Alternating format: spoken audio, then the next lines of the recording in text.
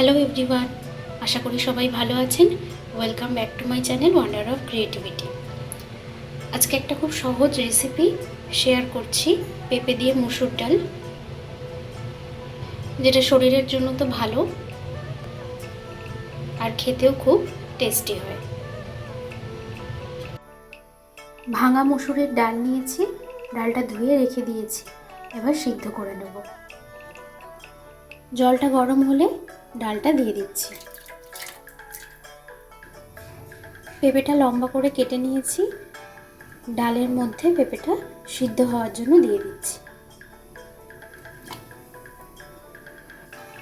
সামান্য নুন দিয়ে দিচ্ছি।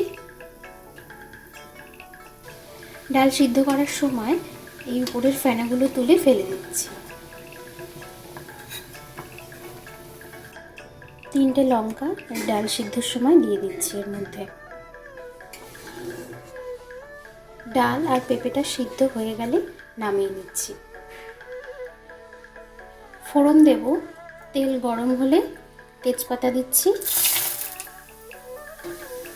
শুকনো লঙ্কা, অল্প জিরে দিয়ে দিচ্ছি, হলুদ পরিমাণ মতন, একবারে হলুদটা দিলাম।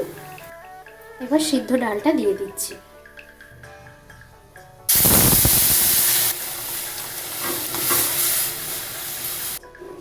ডাল সিদ্ধতে যতটা জল ছিল ততটাই দিলাম, আলাদা করে আর জল দিলাম না। এবার ডালটা ফুটতে দেব। অল্প নুন দিয়ে দিচ্ছি, যেহেতু ডাল সিদ্ধ করার সময় একটু দিয়েছিলাম।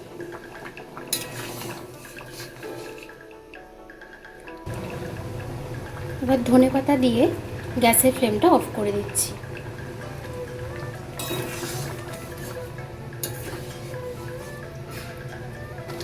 এই ডালটা একটু ঘন ঘন হয়, তাই এরকম অবস্থায় নামিয়ে নিচ্ছি। কেমন লাগলো পেঁপে দিয়ে ডালের এই রেসিপিটা কমেন্টসে জানাবেন। ভালো লাগলে একটা লাইক করে সবার সাথে শেয়ার করে দেবেন আর চ্যানেলটা সাবস্ক্রাইব করে দেবেন। সবাই ভালো থাকবেন, সুস্থ থাকবেন।